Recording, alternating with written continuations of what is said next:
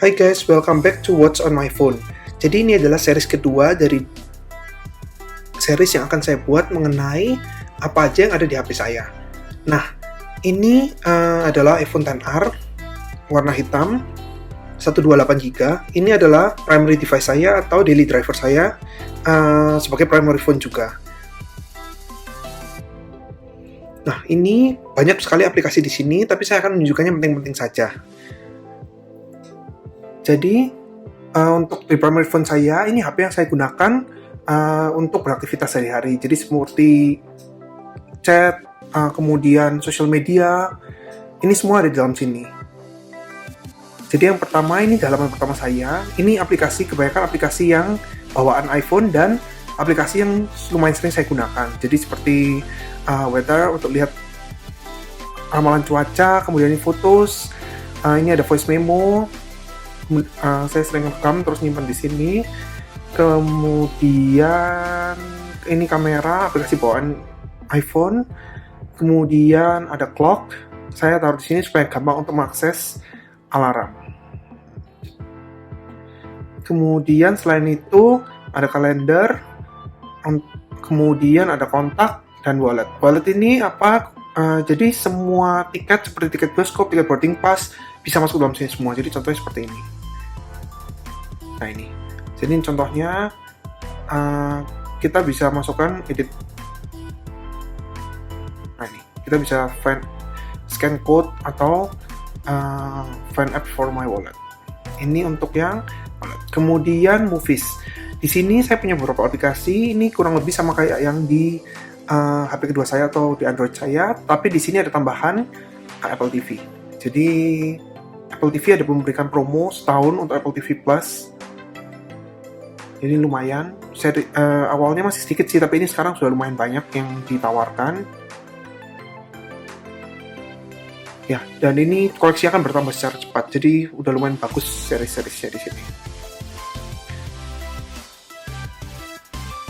Oke, lanjut. Google Calendar ini jadi supaya aplikasinya nyatu dan nggak pusing lihatnya antara di Android dan di iPhone, saya memutuskan untuk menggunakan Google Calendar saja. Nah, jadi ini jadwalnya tersinkronisasi juga dengan Android saya. Dan selain itu ini FaceTime, semua yang punya iPhone pasti tahu ya FaceTime ini untuk video call sesama iPhone. iPad juga bisa.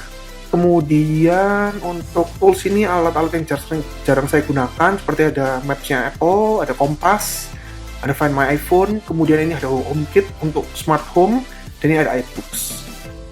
Kemudian activity ini biasa dikonekkan dengan jam tangan saya dengan Apple Watch saya untuk melihat activity saya selama untuk tracking activity ini. Jadi kebanyakan activity yang bolong-bolong karena selama WFH ini saya jarang pakai Apple Watch ya. Jadi seperti ini. Ini lumayan sih, baik banget kegunaannya. Ini juga tersinkronisasi dengan workout. Jadi apa saja yang workout di Apple Watch akan masuk ke dalam sini. Ada award-nya juga. Kemudian, nah ini bisa sharing juga dengan teman. Kemudian setelah itu ini App Store. Ini ada reminder juga. Kalkulator, folder, aplikasi yang jarang saya pakai, saya masukkan di sini semua. Kemudian Notes, ini paling sering saya akses karena itu saya taruh ke bawah supaya gampang diakses dengan satu tangan. Dan ini ada Apple Music.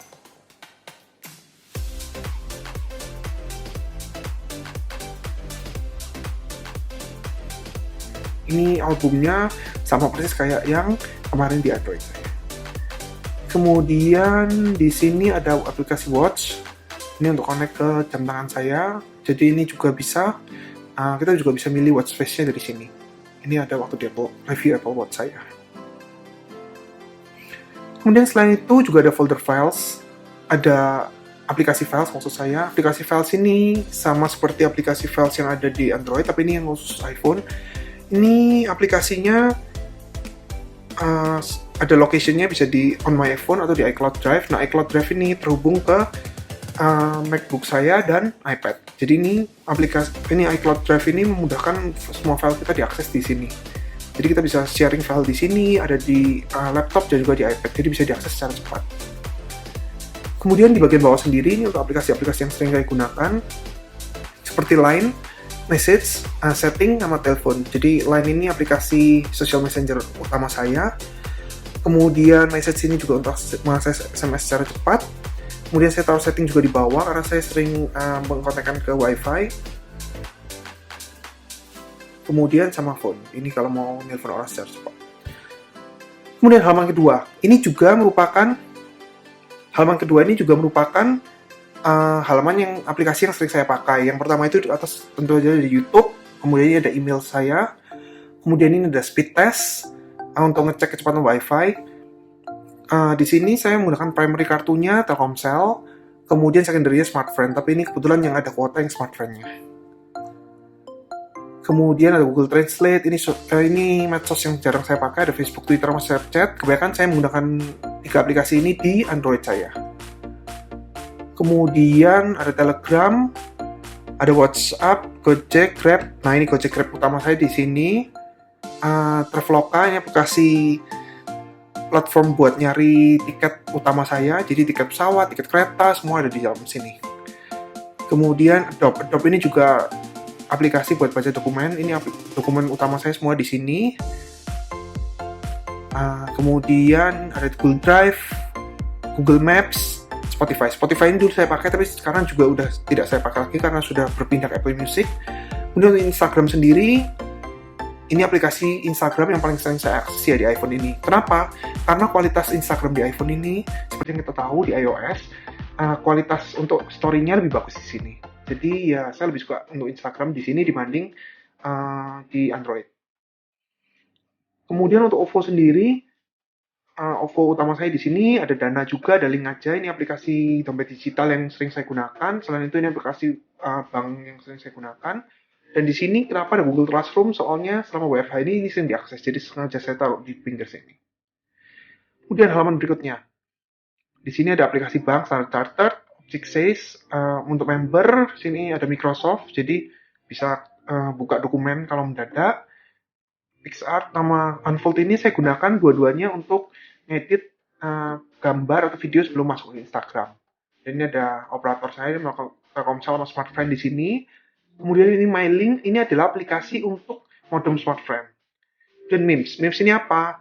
Karena saya kuliah di kedokteran kebetulan, jadi Memes ini adalah kumpulan resep. Ini berguna banget. Bukan kumpulan resep, maksud saya ini adalah kumpulan kamus tentang obat. Jadi tinggal nyari, misalnya kita cari tentang paracetamol.